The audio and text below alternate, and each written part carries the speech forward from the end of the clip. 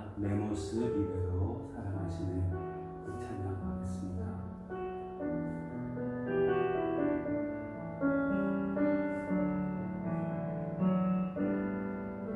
모습 이대로 사랑하시네. 연약함 그대로 사랑하시네. 나의 모든 발걸음 주가 하시나니 날 인도하소서.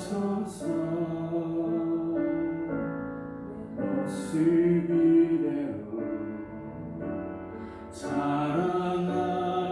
사랑하시네. 연약함 그대로 사랑하시네.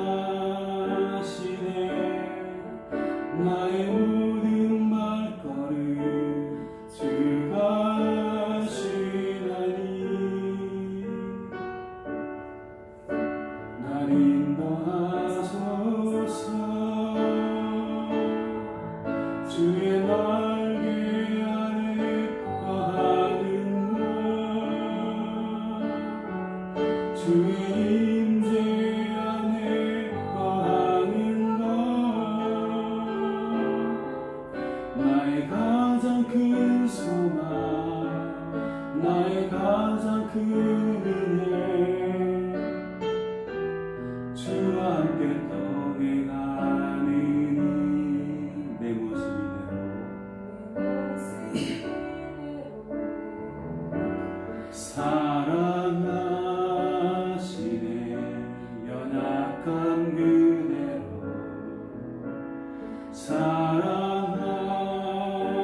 사랑하시네. 나의 모든 발걸음 주가 하시나니 날 인도하소서. 주의 날개 아래 거하는 것 주의 임재 안에 거하는 것 나의 가장 큰 소망 나의 가장 큰 은혜 주와 함께 동행하는 주의 날개 아래 거하는 것 주의 임재 안에 거하는 것 나의 가장 큰 소망 나의 가장 큰 은혜 주와 함께 동행하는 나의 가장 큰 소망 나의 가장 큰 은혜 주와 함께 동행하니 나는 아무것도 아닙니다. 주님의 사랑이 없으면 나는 아무것도 모릅니다. 주님의 지혜가 없으면 나는 아무것도 못합니다. 주님의 능력이 없으면 나는 한순간도 못 삽니다. 주님의 생명이 없으면 이제 내가 사는 것 아니요 그리스도 내 안에 사시니 오직 그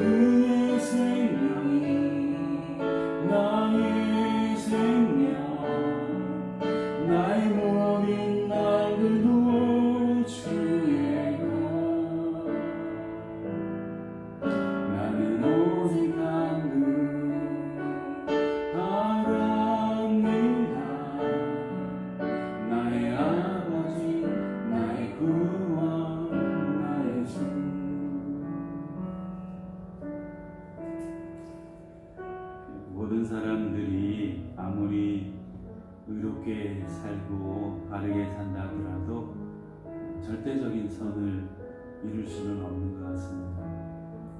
부족하고 실수하고 넘어지고 상처 입고 상처 있게 하고, 그게 우리 모든 사람들의 일상인 것 같아요. 그렇지만은 우리 주님께 우리 이런 모습을 그대로 내어놓고 맡기면은 우리를 위로해 주시고 새롭게 해주시고 힘을 주셔서 희망 가운데 살게 하시는 분이 바로 우리 주님이시죠. 이 시간 우리 모습을 주님 앞에 고백하고 어루만지사 치유해 주시고 새롭게 해 주십시오. 우리가 드리는 예배를 통하여 주님을 내적으로 만나는 그런 시간 되게 달라고 우리 이 시간 함께 기도하시겠습니다. 기도하시겠습니다.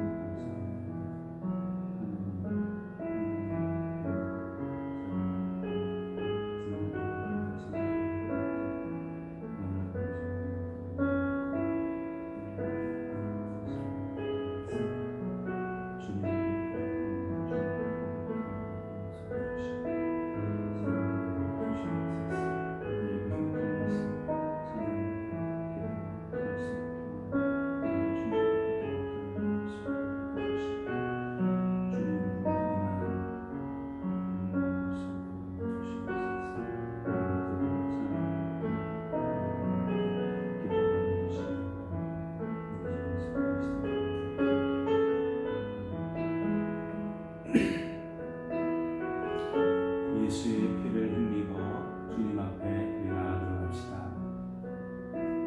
주의 보좌로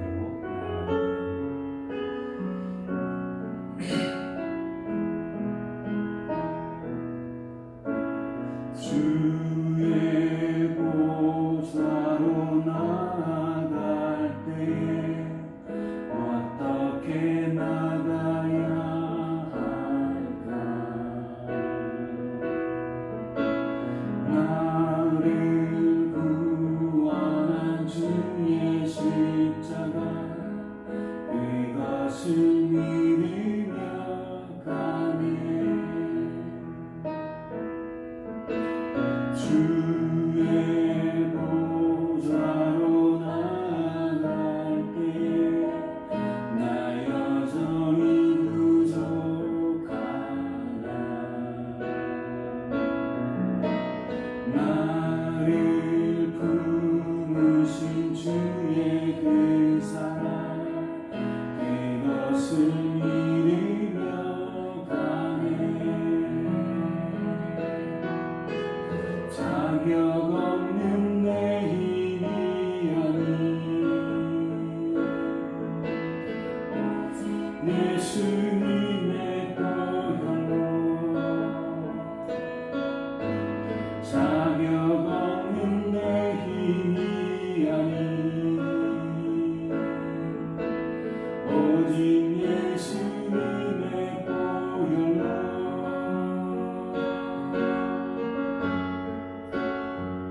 십자가의 보혈 완전하신 사랑 입어 나갑니다. 십자가의 보혈 완전하신 사랑 입어 예배합니다.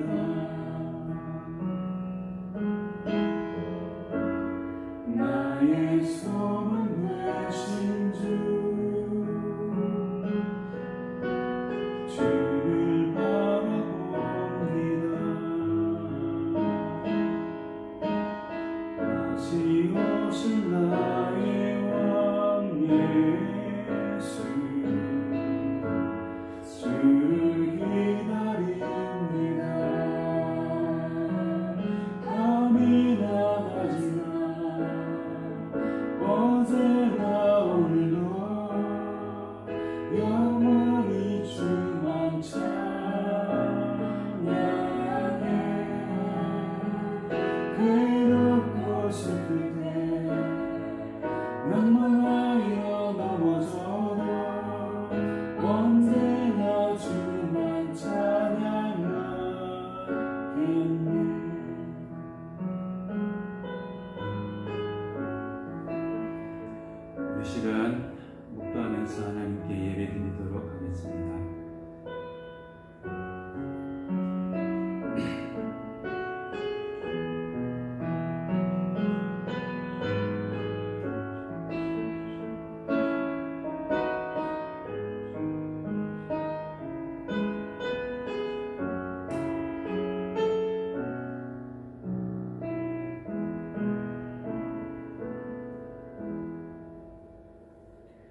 하나님이 세상을 이처럼 사랑하사 독생자를 주셨으니 이는 그를 믿는 자마다 멸망하지 않고 영생을 얻게 하려 하심이라.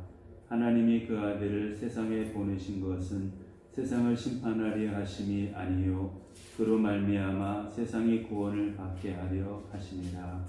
아멘. 사랑이 많으신 하나님 아버지, 오늘도 주님 우리를 불러주시고 주님을 만날 수 있게 해주셔서 감사드립니다. 우리의 모든 연약함과 부족함들 주님의 사랑으로 덮어주시고 주의 사랑 힘입어 더욱더 희망 가운데 일어날 수 있도록 해 주시옵소서. 우리가 드리는 찬양과 말씀 가운데로 주님 임재하시기를 바라옵고 우리 주 예수 그리스도 이름으로 기원드립니다. 아멘. 찬송가 19장 찬송하겠습니다.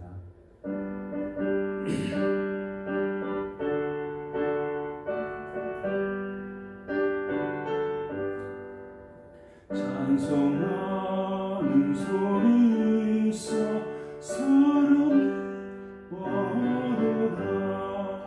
하늘 아버지의 이름 거룩거룩하도다. 세상 사람 찬양하자. 거룩하신 하나님께 할렐루야 할렐루야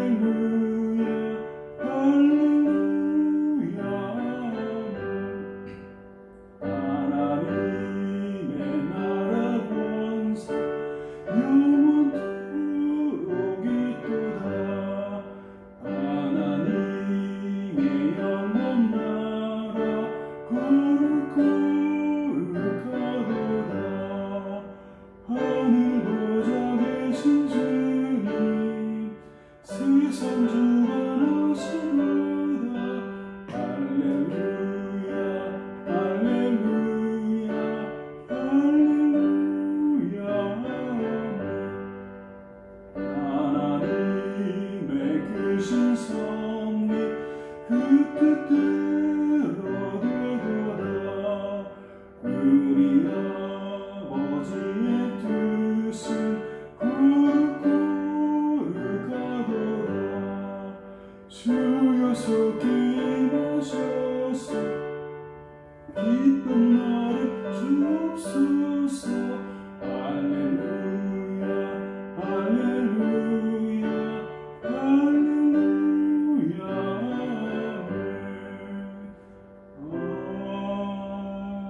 아멘. 오늘은 교동문 15번 말씀을 함께 같이 봉독하겠습니다. 시편 27편 말씀입니다. 우리 함께 봉독하겠습니다. 여호와는 나의 빛이요 나의 구원이시니 내가 누구를 두려워하리요. 여호와는 내 생명의 능력이시니 내가 누구를 무서워하리요. 악인들이 내 살을 먹으려고 내게 왔으나 나의 대적들 나의 원수들인 그들은 실족하여 넘어졌도다. 군대가 나를 대적하여 진칠지라도 내 마음이 두렵지 아니하며 전쟁이 일어나 나를 치려할지라도 나는 여전히 태연하리로다. 내가 여호와께 바라는 한 가지 일 그것을 구하리니 곧 내가 내 평생에 여호와의 집에 살면서 여호와의 아름다움을 바라보며 그의 성전에서 사모하는 그것이라. 여호와께서 환난 날에 나를 그의 초막 속에 비밀히 지키시고 그의 장막 은밀한 곳에 나를 숨기시며 높은 바위 위에 두시리로다. 이제 내 머리가 나를 둘러싼 내 원수 위에 들리리니 내가 그의 장막에서 즐거운 제사를 드리겠고 노래하며 여호와를 찬송하리로다. 아멘. 이제 사도신경으로 우리의 신앙을 고백하겠습니다. 나는 전능하신 아버지 하나님 천지의 창조주를 믿습니다. 나는 그의 유일하신 아들 우리 주 예수 그리스도를 믿습니다. 그는 성령으로 잉태되어 동정녀 마리아에게서 나시고 본디오 빌라도에게 고난을 받아 십자가에 못 박혀 죽으시고 장사된 지 사흘 만에 죽은 자 가운데서 다시 살아나셨으며 하늘에 오르시어 전능하신 아버지 하나님 우편에 앉아 계시다가 거기로부터 살아있는 자와 죽은 자를 심판하러 오십니다. 나는 성령을 믿으며 거룩한 공교회와 성도의 교제와 죄를 용서받는 것과 몸의 부활과 영생을 믿습니다. 아멘. 찬송가 384장 우리 함께 찬송하겠습니다.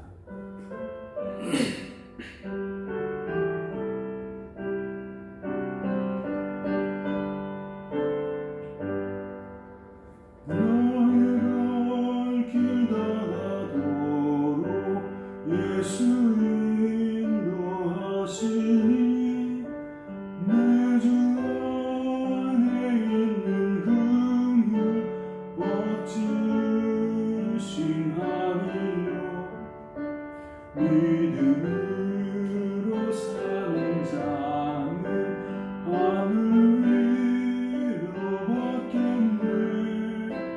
무슨 일을 만나든지 만사형통하리라. 무슨 일을 만나든지 만사형통하리라.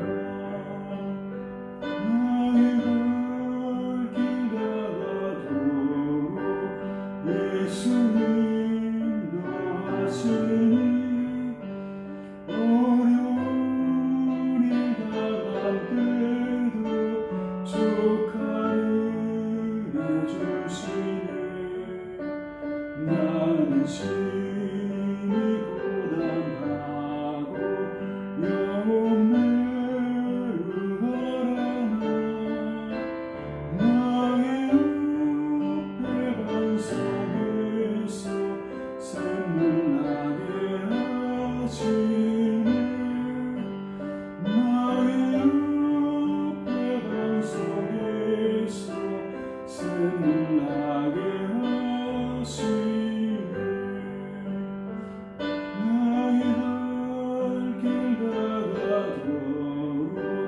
예수 인도하시니 그의 사랑 어찌 금지 말로 할 수 없도다. 성령과 모바른 영혼 하늘 날아갈 때에 영영 예수 인도하셨네.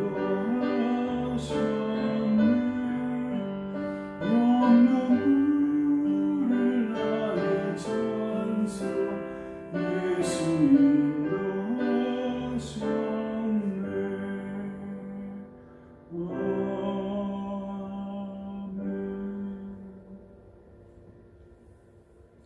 우리 함께 기도하시겠습니다. 사랑이 많으신 하나님 아버지, 지난 한 주간 동안에도 우리 곁에 늘 함께 해주시고 우리를 항상 이끌어 주심을 감사드립니다. 하나님, 오늘 주님의 날을 맞이하여서 저희가 함께 모여 이렇게 주님 앞에 예배합니다. 우리의 드린 이 예배를 기쁘게 받아 주시옵고 하나님의 예비하신 은혜로 가득 채워 주시옵소서. 우리 속에 여러 가지 많은 눌려있는 것들과 아직까지 해결되지 못한 많은 것들이 하나님의 사랑 가운데서 하나님의 따스하신 그 품 안에서 모두 다 채워지게 해주시고 모두 다 풀려질 수 있도록 하여 주시옵소서. 사랑하는 모든 성도님들과 가족들을 주님께서 기억하여 주시고 그들의 기도하는 바들이 하나님의 뜻 가운데에서 아름답게 이루어질 수 있도록 해주시옵고 연약한 것들이 강건해지며 병든 것들이 치유함을 얻는 놀라운 은혜가 있게 하여 주시옵소서. 사랑하는 부모님과 자녀들을 또한 기억하여 주시고 그분들 가운데에도 하나님의 놀라우신 은혜가 함께 하셔서 그분들의 마음 가운데 주님을 믿고 따르는 귀한 삶이 있게 하여 주시옵소서. 하나님 아버지, 우리 대한민국과 또 말레이시아와 온 세계 가운데 어려움을 당하고 있는 많은 분들을 우리가 떠올려 봅니다. 그분들의 많은 어려움들 가운데 긍휼을 내려주시고 하나님 구원의 손길을 뻗어주셔서 그 모든 어려움 가운데 헤쳐날 수 있도록 해주시고, 특별히 주님을 알고 주 안에서 세소망 가운데 살아갈 수 있도록 하여 주시옵소서. 이 예배의 시간이 주님께는 영광이요 우리에게는 큰 위로가 되는 시간 되게 하여 주옵시기를 우리 주 예수 그리스도 이름으로 감사하며 기도드립니다. 아멘.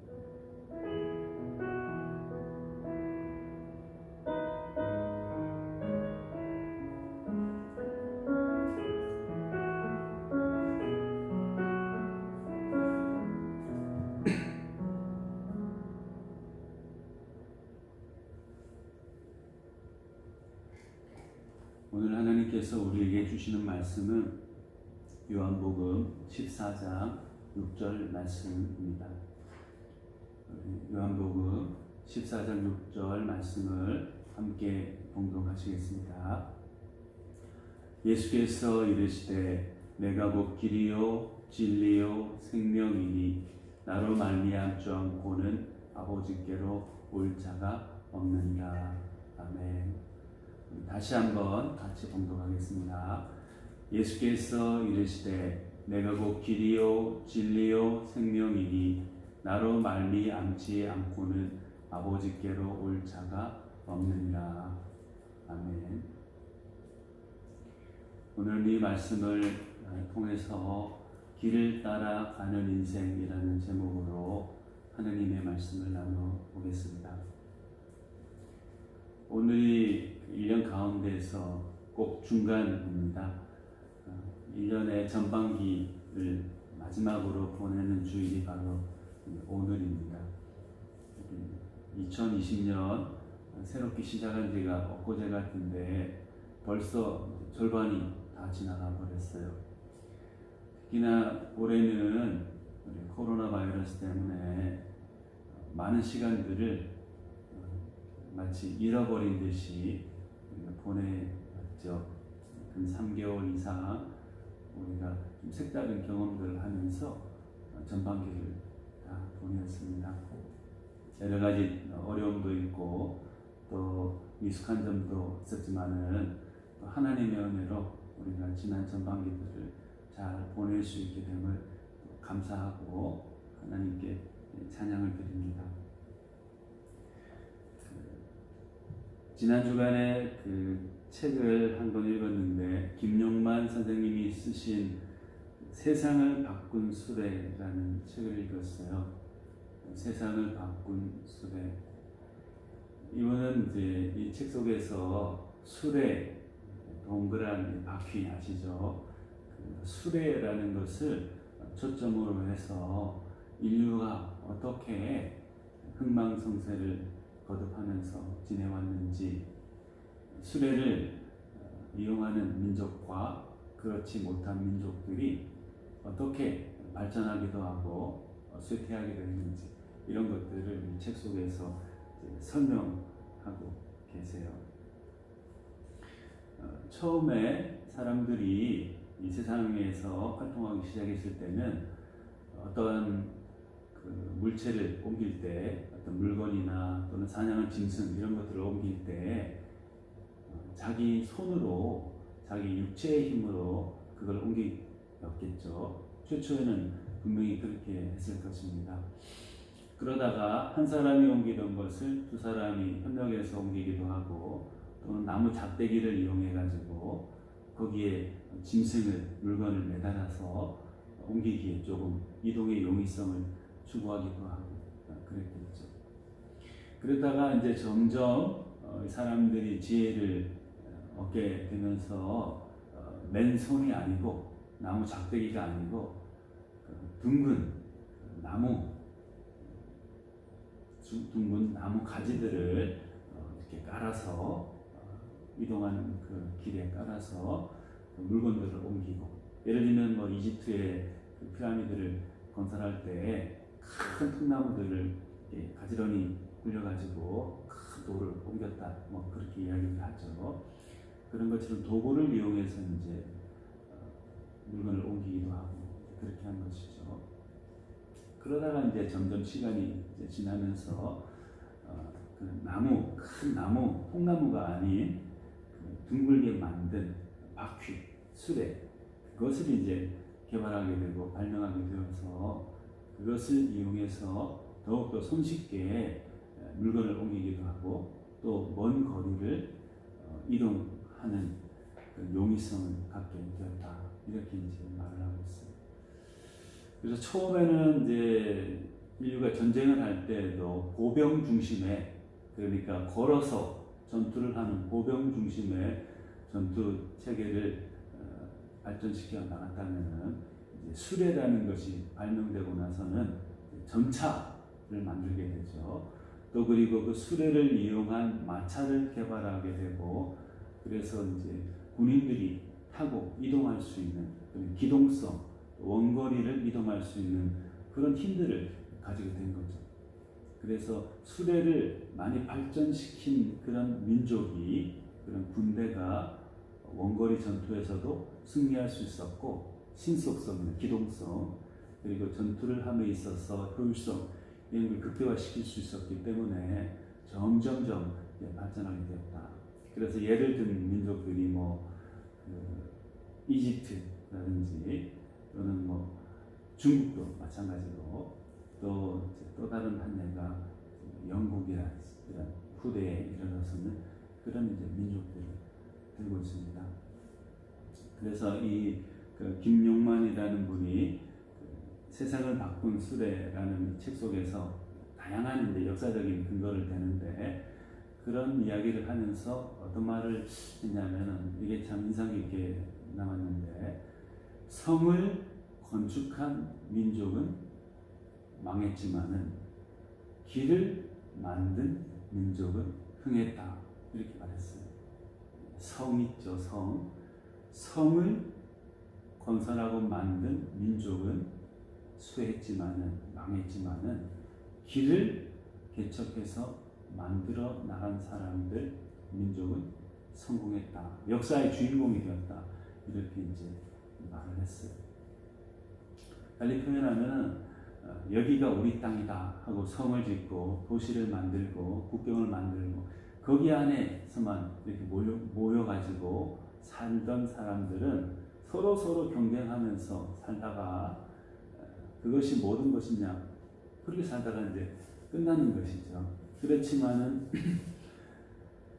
길을 만들어서, 아까 수레 이야기를 했는데 수레, 전차 이런 것들을, 기병 이런 것들을 이용해 가지고 공거리를 이동하면서 무역을 하고 전투를 했던 민족들은 점점점 국경을 확대시킬 수 있었고, 교역의 영역을 더 확장하면서 많은 재화를 축적하게 되기도 했다.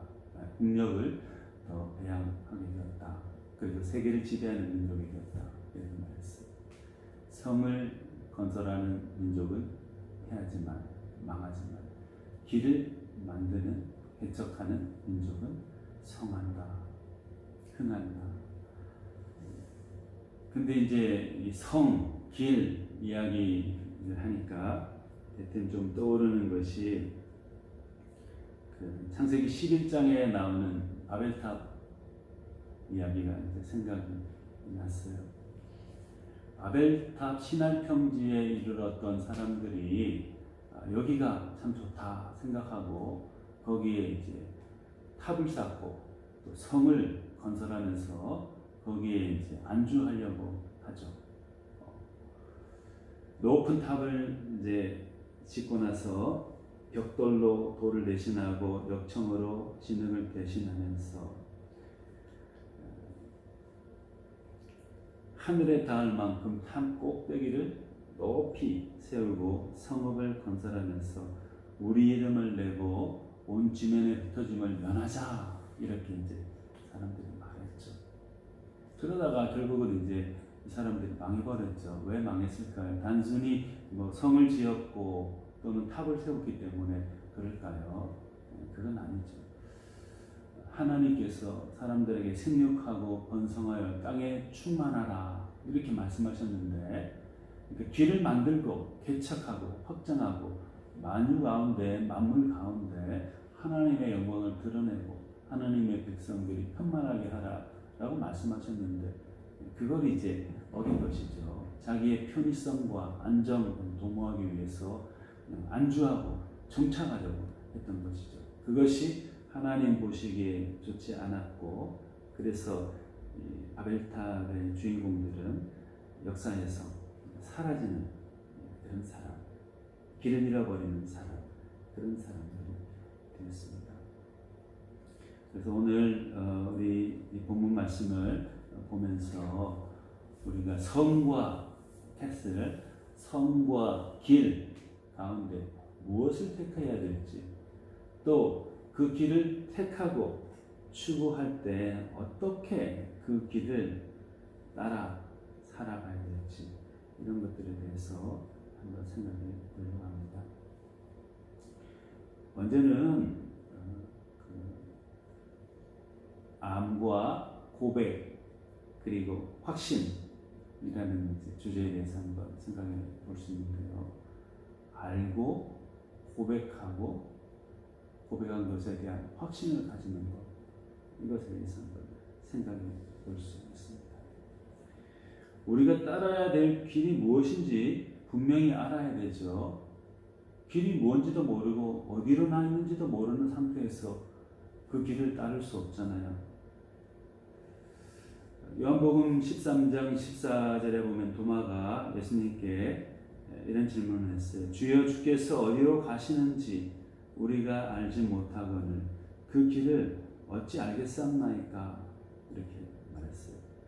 주께서 어디로 가시는지 우리가 알지 못하거늘 그 길, 영생으로 가는 길, 그 길을 어떻게 알겠습니까?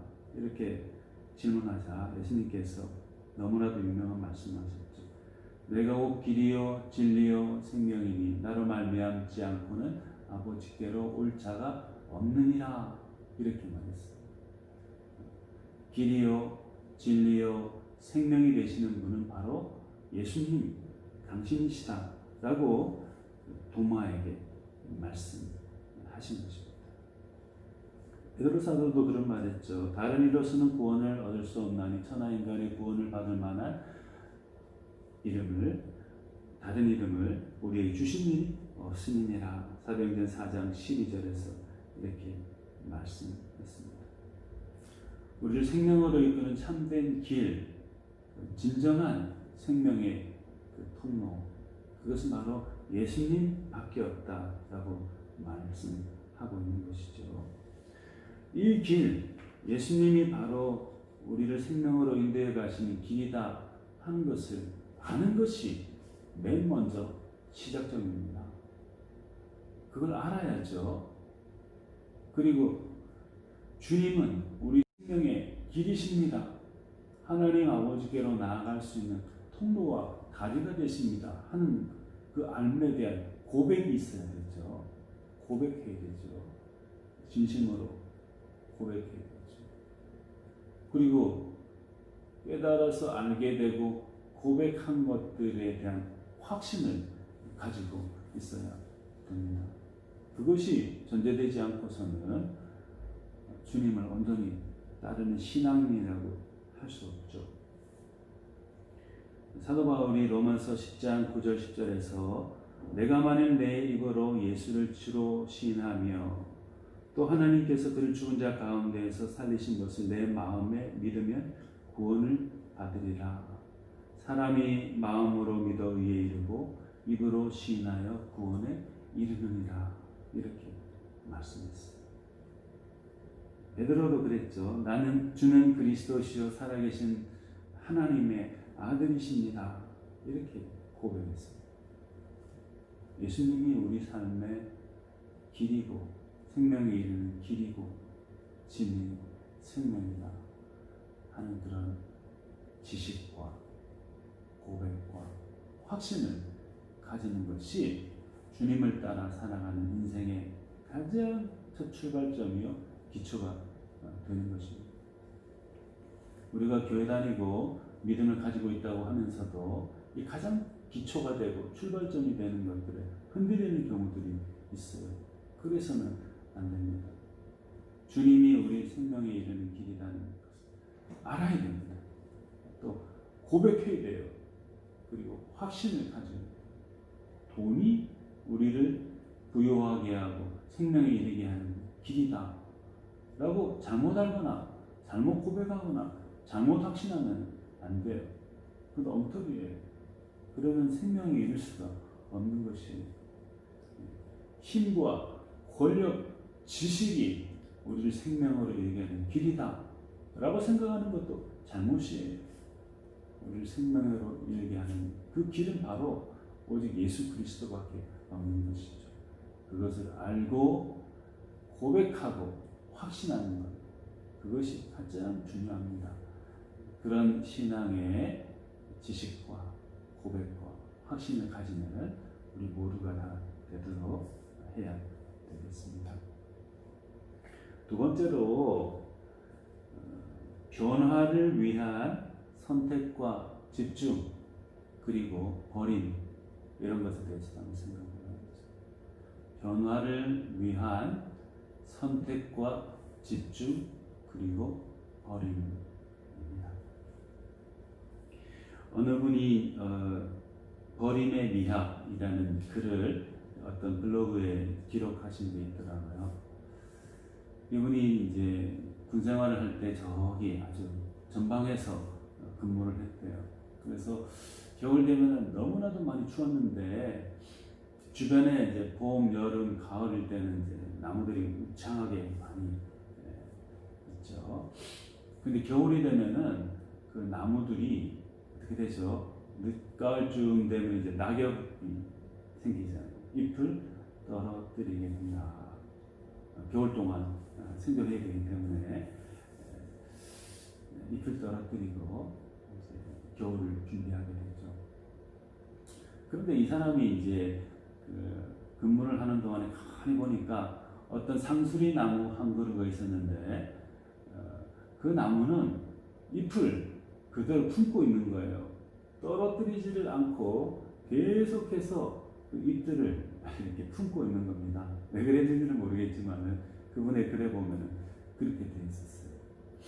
그런데 어느 날 밤 굉장한 폭설이 내리고 난 다음 날 아침에 이 사람이 또 나가봤더니 다른 나무는 멀쩡하게 다 서 있는데 비록 초라해 보이지만 잎을 다 떨어뜨린 상태에서 앙상한 가지로 나와 있었지만은 유독 홀로 그 잎들을 부여잡고 있던 그 큰 상수리 나무는 가지가 완전히 부러져 가지고 내동댕이 쳐져 있었다. 그걸 목격했다. 이렇게 말했어요. 그러면서 이분이 하시는 말씀이 버려야 될 때 버리지 않고 그대로 붙잡고 있는 그 나무의 고집과 어리석음 때문에 자기 생명을 해쳤다. 이렇게 말하는 거죠. 단호하게 떨어내야 할 때는 떨어내야 되는 것이죠. 단호하게 버려야 될 때는 버려야 하는 것이죠. 삶을 이어가는 데 있어서도 마찬가지죠.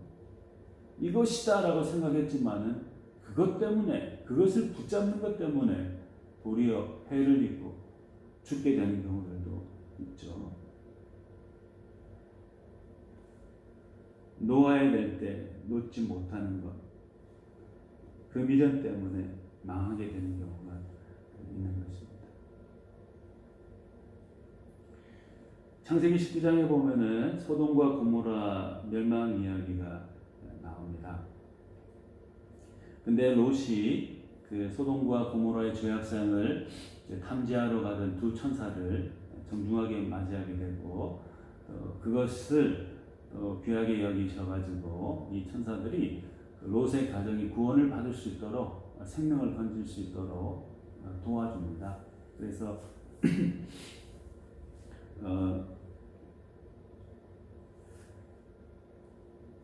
그 사위들과 딸들 그리고 아내 모두가 다 살아갈 수 있도록 하나의 방법을 제시하죠.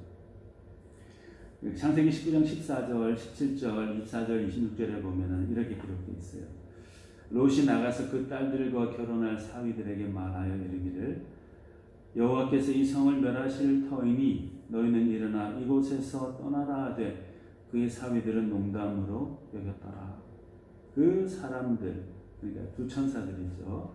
그 두 천사들이 그들, 롯의 가족인데 롯의 가족을 밖으로 이끌어낸 후에 이르되 도망하여 생명을 보존하라. 돌아보거나 들에 머물지 말고 산으로 도망하여 멸망함을 면하라. 여호와께서 하늘 곧 여호와께로부터 유황과 불을 소돔과 고모라에 비같이 내리사 그 성들과 온들과 성에 거주하는 모든 백성과 땅에 난 것을 다 엎어 멸하셨더라. 롯의 아내는 뒤를 돌아보았으므로 소금 기둥이 되었더라. 이렇게 말했습니다. 거기를 떠나라. 그걸 놓아라. 그래야만 너희들이 살 수 있다라는 지혜의 말씀, 생명의 말씀을 그 천사들이 전해줬죠. 그래서 롯이 나가서 우리가 금방 읽어본 말씀처럼 롯이 나가서 딸과 결혼할 그 사위들에게 우리가 이 성을 떠나야 된다고 말하니까 아이고 장인어른 무슨 말씀하십니까? 여기 너무 살기도 좋고 우리가 확보해 놓은 것들 여기 다 있는데 어디를 떠난다는 말입니까? 그래 어리석은 소리 하지 마세요. 이걸 버리고 떠날 것이 아니라 더 확실하게 붙잡아야 돼요. 더 강화시켜 나가야 돼요. 이렇게 하면서 그 자리에 있었죠. 결국 어떻게 됐습니까? 그 사위들이 소돔과 고모라가 멸망할 때 다 죽었겠죠. 그리고 그 아내인 롯의 아내에게도 그 말했죠. 돌아보거나 들에 머물지 말고 산으로 도망하여 멸망함을 면하라. 이렇게 했는데 롯의 아내는 두고 온 사람들 가까이 지내는 사람 생각이 나서 그랬는지 어떤 생각 때문에 그랬는지 뒤를 돌아보게 됐죠. 돌아보거나 하지 말라 했는데 결국 그 돌아봄 때문에 완전히 놓지 못하고 버리지 못하고 떠나지 못함 때문에 소금 기둥이 되어버렸다. 죽었다는 말이죠. 그런 결말을 맞게 되죠. 살 수 있는 기회가 주어졌지만은 변화를 요청한 말을 선택하지 않고 농담으로 여기면서 그 말씀에 집중하지 않았기 때문에 이 사람들은 멸망을, 죽음을 당하게 된 것이죠. 예수님이 마태복음 11장 28절에 30절에 이런 말씀하셨죠. 수고하고 무거운 짐진 자들아 다 내게로 오라. 내가 너희를 쉬게 하리라. 나는 마음이 온유하고 겸손하니 나의 멍에를 메고 내게 배우라. 그리하면 너희 마음이 쉼을 얻으리니 이는 내 멍에는 쉽고 내 짐은 가벼우니라 하시니라. 이렇게 말했어요. 예수님이 보셨을 때는 사람들이 애착을 가지고 있던 그 모든 것들이 대부분의 것들이 수고하고 무거운 짐이었던 거예요. 그래서 사람들에게 수고하고 무거운 짐진 자들아 다 내게로 오라. 내가 너희를 쉬게 하리라. 나의 주는 멍에는 가볍다. 이러면서 너희 그 짐 멍에를 다 벗어버려라. 이렇게 말했는데도 끝까지 붙잡죠. 사람들은. 왜냐하면 그게 소중한 거라고 생각했기 때문에 놓칠 수 없는 것이라고 생각했기 때문에 그것을 선택하고 거기에 집중하고 집착했기 때문에 주님께로 나가지 못한 것이죠. 참된 길이신 생명에 이르는 길이신 주님께 나아가지 못했던 것이죠. 결국 나아가지 못했기 때문에 주님을 알지도 못하고 주님을 고백하지도 못하고 주님에는 확신도 갖지 못한 채 죽어가는 인생이 되어버린 것입니다. 사도 바울이 빌립보서 3장 7절에서 9절 상반절에 그러나 무엇이든지 내게 유익하던 것을 내가 그리스도를 위하여 다 해로 여길 뿐더러 또한 모든 것을 해로 여기면 내 주 그리스도 예수를 아는 지식이 가장 고사나가기 때문이라. 내가 그를 위하여 모든 것을 잃어버리고 배설물로 여김은 그리스도를 얻고 그 안에서 발견되려 함이니 이렇게 말씀했어요. 내게 유익하던 것, 바울에게 유익한 거라고 생각했던 것들이 참 많았겠죠. 그의 지식과 그의 권력들, 사람들로부터 받았던 인지도 여러 가지 많죠. 그러나 내게 유익한 거라고 생각했던 그 모든 것들, 다른 무엇보다도 그걸 선택하고 거기에 집중했던 그것들, 그거 놓치면 안 된다라고 생각했던 것들, 그런 것들 다 버렸노라 그랬죠. 해로 여길 뿐더러 그 모든 것을 잃어버리고 배설물로 여겼다 이렇게 말했습니다. 주님 안에서의 온전한 변화를 위해서 선택해야 될 것을 선택했고 집중해야 될 것에 집중했고 그랬기 때문에 온전한 버림을 이루었기 때문에 바울은 위대한 사도가 될 수 있었고 변화된 그리스도 안에서 변화된 삶을 살아갈 수가 있었던 것이죠. 저도 왜 상수리 나무 이야기했죠. 버려야 될 때 버리지 않고 그 썩어가는 그 가지들을 주렁주렁 매달고 있다가 폭설이 내리는 그 밤에 생명을 다 쓰러져 버렸다. 혹시 우리가 이렇게 주렁주렁 매달고 있는 편리한 것 같지만은 아주 중요한 필수품 같지만은 주님 보실 때 거기서 그걸 선택하거나 집중해서는 안 될 버려야 될 것들이 우리 가운데 혹시 없습니까? 주님보다 더 귀중하게 생각하는 것, 그 모두 다 선택하면 안 되는 것, 집중하면 안 되는 것들이죠. 버려야 되는 것들이죠. 그걸 버려야지만 질 대신 주님을 온전하게 따라가 생명에 이르는 인생을 살 수가 있죠. 우리 모두 마찬가지입니다.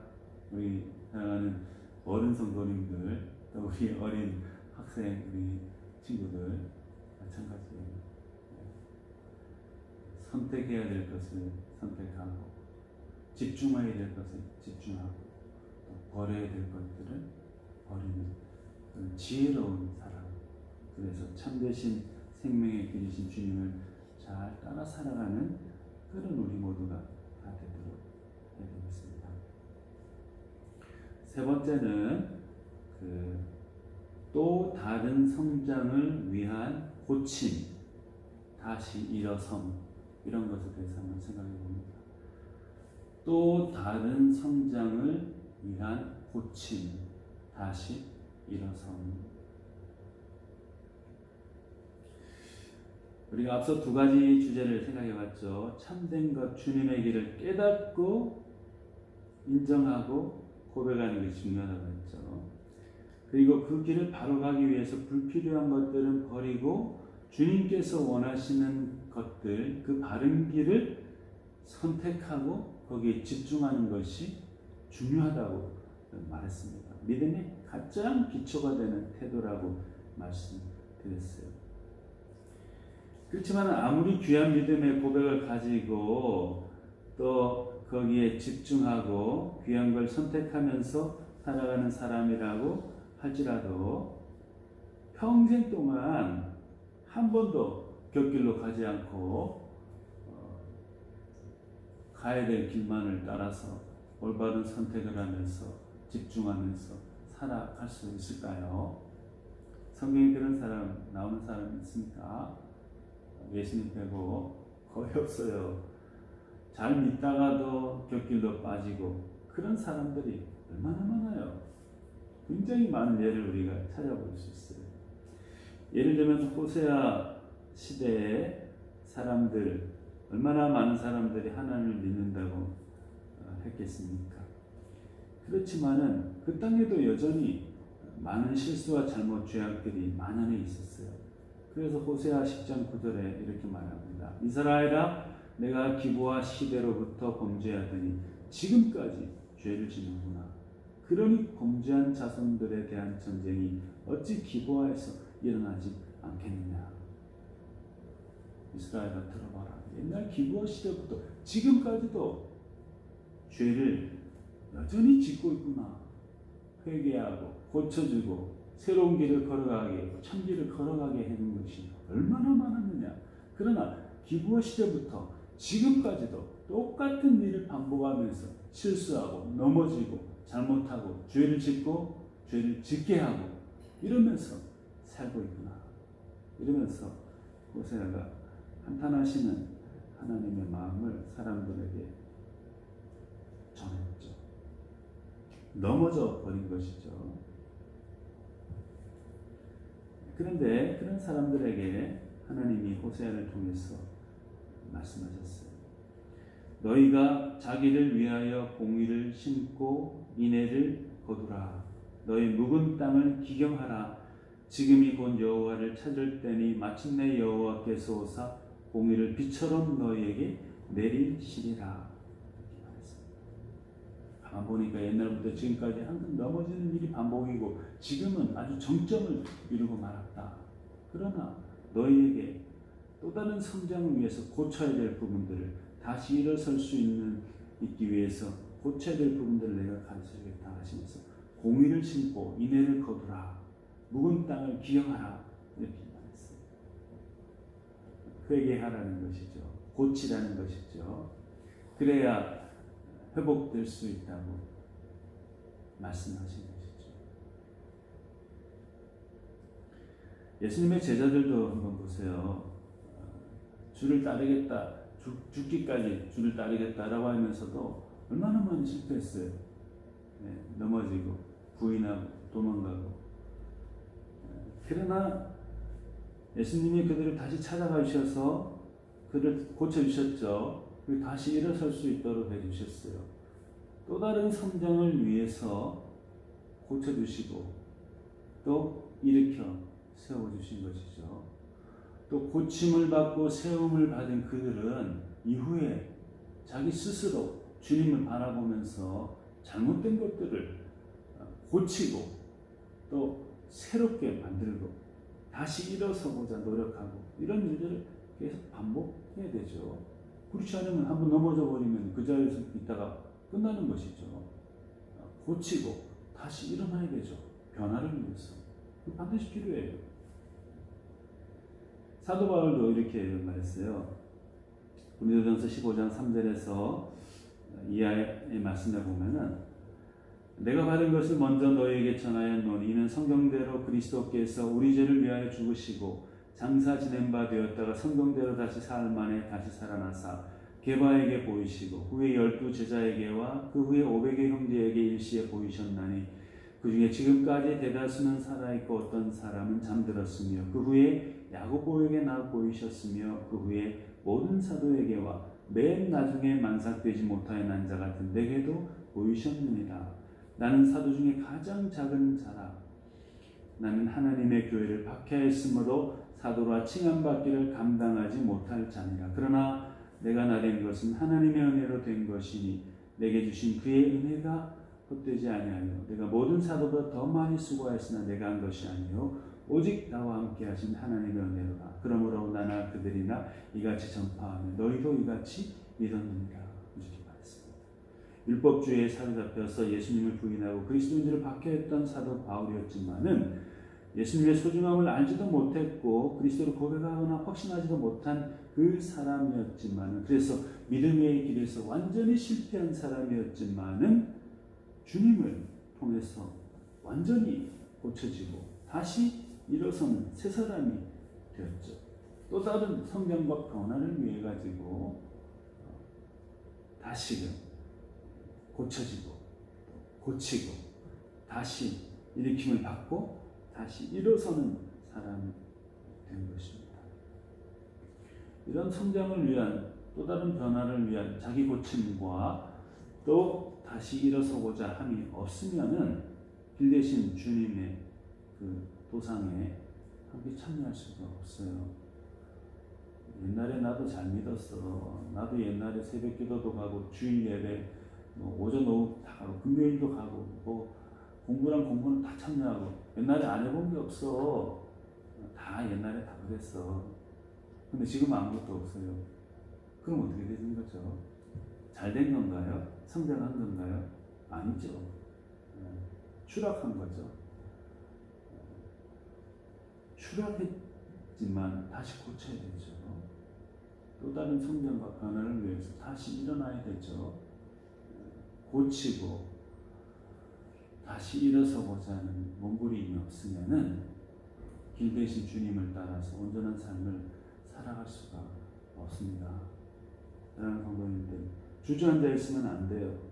에베소 교회에 너의 첫사랑을 버렸다 그랬죠. 너의 처음 사랑을 버렸다. 어디서 떨어졌는지 생각하고 회개하여 처음 행위를 가지라.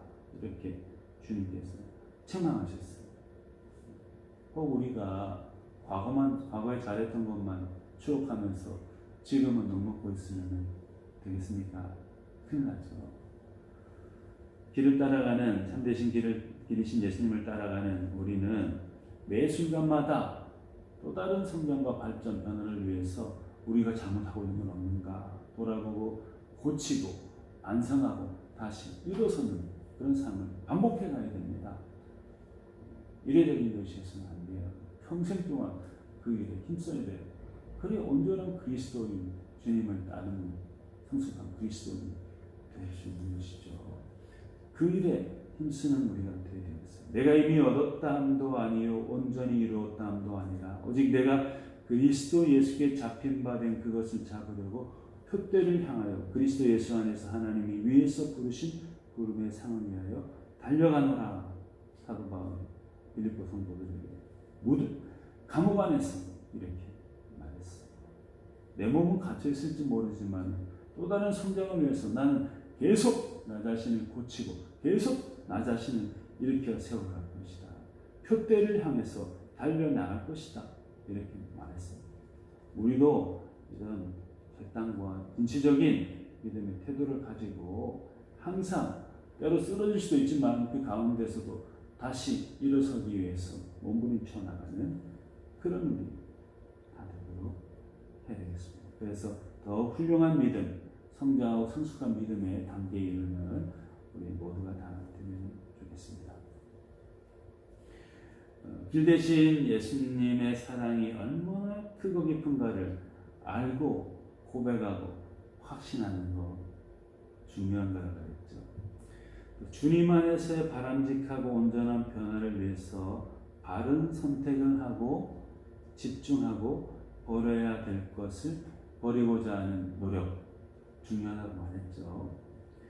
또 때로 쓰러지고 곁길로 갈 때도 있지만은 주님의 사랑을 힘입어서 다시 우리 자신을 고치고 더 나은 성장과 성숙을 이루어 나가고자 하는 몸부림 중요하다고 그랬죠. 그런데 알고 고백하고 확신하는 것, 바른 선택을 하고 거기에 집중하면서 버려야 될 것을 버리는 것, 그리고 쓰러지더라도 다시 일어나야지 라고 하면서 이를 악물고 자신을 고치면서 다시 일어나고자 하는 것 중요하다고 그랬죠. 근데 이 세 가지, 큰 세 가지는 다 우리 자신들을 위한 거잖아요. 첫 번째는 그죠? 근데 이런 것들을 통해 가지고 우리가 온전한 믿음으로 서서 길 대신 주님과 동행하면서 바르게 살아가고 있다. 끝인가요? 거기서 잘했다. 끝인가요? 그건 아니죠. 다음으로 생각해야 되는 것이 있죠.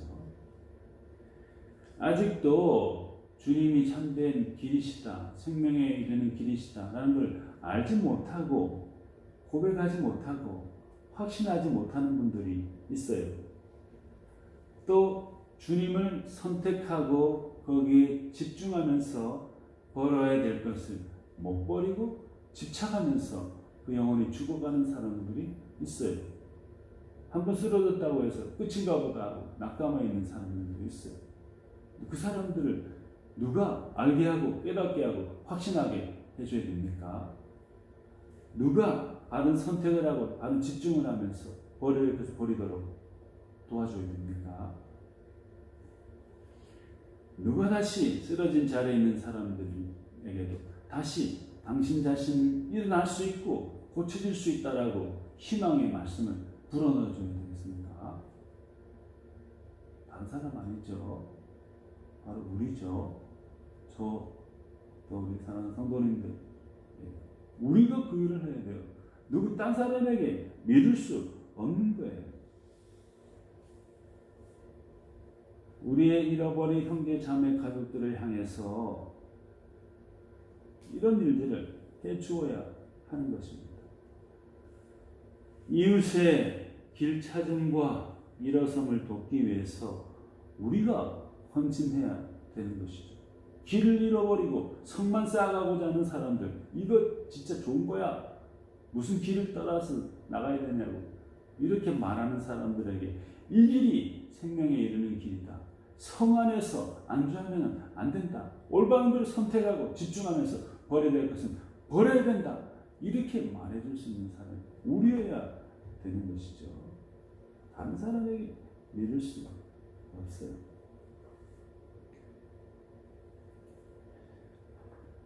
그게 곧 사명이죠.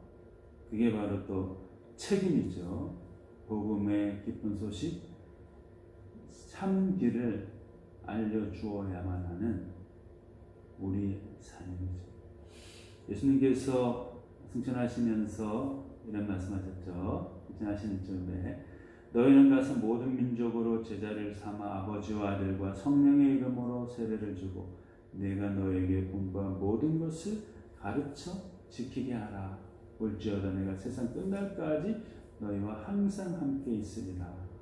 이렇게 말씀하셨습니다. 너희는 가서 모든 민족을 제자로 삼아 아버지와 아들과 성령의 이름으로 세례를 주고 내가 너에게 가르쳐온 모든 것을 다 그들에게 가르치라. 공부한 모든 것을 가르쳐 지키게 하라. 이렇게 말씀하셨어요. 우리가 다른 사람들의 일어섬을 돕기 위해서 헌신하라고 이렇게 말씀하셨습니다. 사랑하는 성도님들, 우리가 먼저 예수님을 참된 생명에 이르는 길로 알고 고백하고 확신할 수 있는 사람이 되어야 되겠습니다. 참된 변화를 위해서 주님을 선택하고 주님의 말씀에 집중하고 버려야 될 것들을 반드시 버려야 합니다. 때로는 넘어지고 쓰러질 수 있지만은 또 다른 성장과 성숙이 우리를 기다린다라는 그 희망과 확신 속에서 스스로 자신을 고치고 또 일으켜 세우고자 노력하는 우리가 됩니다. 그리고 아직까지 그런 것들을 모르고 또는 애써 모른 척하고 있는 사람들에게 그 길을 따라가는 방법을 우리가 가르쳐 줘야 됩니다. 이런 것들을 실천해 나가면서 주님과 함께 생명의 길을 잘 따라 살아가는 인생, 그런 우리가 다 되면 좋겠습니다. 우리 같이 기도하시겠습니다. 살아계신 하나님 아버지 감사합니다. 우리로 하여금 생명의 길이 되신 주님을 잘 따라 살아가는 그런 삶이 될 수 있도록 해 주시옵소서. 주님에 대한 바른 지식을 갖게 해 주시고 주님만이 생명에 이르는 길임을 고백하며 확신하는 우리가 되게 하여 주시옵소서. 그 길을 가기 위해서 변화를 일으켜야 되는데 그 변화를 위해서 무엇을 선택하고 무엇에 집중해야 하며 무엇을 버려야 하는지 다시 곰곰이 생각하게 하시며 결단하게 하여 주시옵소서. 때로 믿음의 길을 걷다가 힘들고 어려워서 쓰러지고 넘어질 때, 상처 입었을 때 이것이 끝이구나 라고 포기하지 않게 해주시고 또 다른 성장을 위해서 우리 스스로를 주의 은혜에 힘입어 고쳐나갈 수 있게 해주시고 다시 일어서도록 몸부림치는 우리 되게 하여 주시옵소서. 또한 한 걸음 더 나아가 이 길을 모르는 사람들에게 그 길을 예수 그리스도가 생명의 길됨을 알리게 하여 주시고 그들 또한 알고 고백하고 확신하게 해주시고 그 길을 선택하고 집중하는 사람 되도록 돕는 우리가 다 될 수 있도록 도와주시옵소서. 감사드리고 우리 주 예수님의 이름으로 기도드립니다. 아멘. 우리 찬송가 317장 찬송하시면서 봉헌하겠습니다.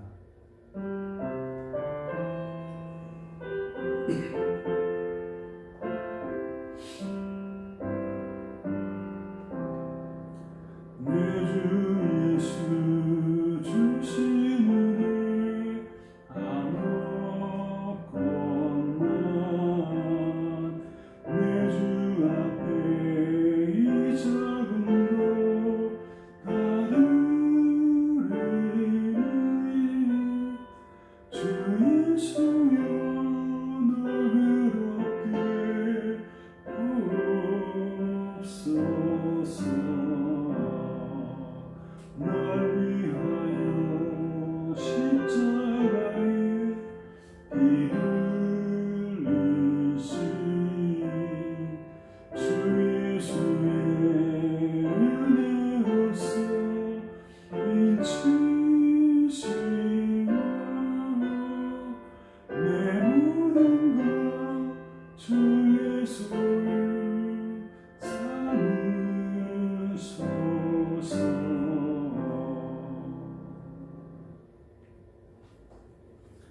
사랑이 많으신 하나님 아버지, 오늘도 주님 앞에 예배하면서 우리의 마음과 뜻과 정성, 예물을 봉헌 드릴 수 있게 해주셔서 감사합니다.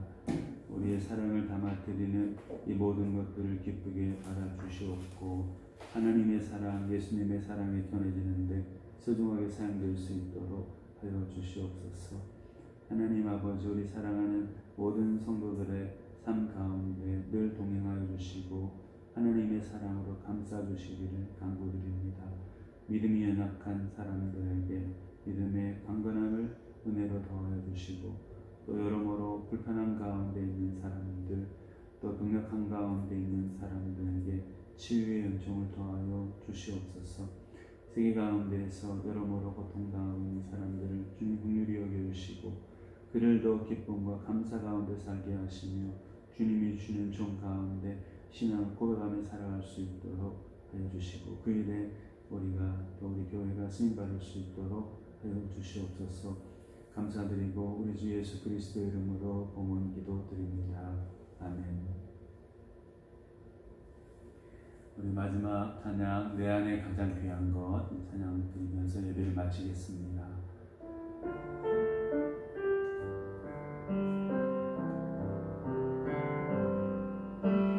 내 안에 가장 귀한 것 예수를 압니다. 금은보다 더 귀한 것 예수를 압니다. 세상 지식보다 귀한 것 예수를 압니다. 내 안에 가장 귀한 것 예수를 압니다. 예수의 이름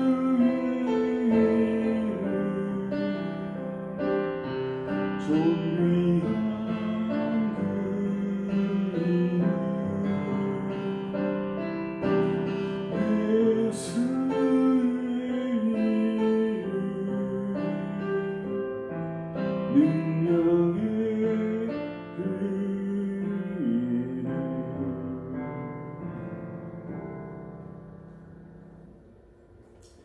이제는 우리 주 예수 그리스도의 은혜와 하나님 아버지의 크신 사랑과 성령님의 교통하심이 길 위의 인생을 주님과 더불어 온전하게 믿음 가운데 살아가야 될 모든 분들 가운데 지금으로부터 영원까지 함께 해주시기를 간절히 축원드리옵나이다.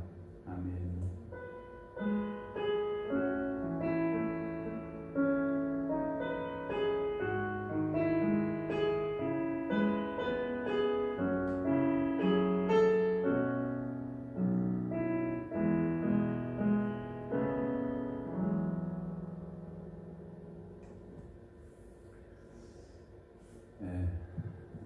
성도님들,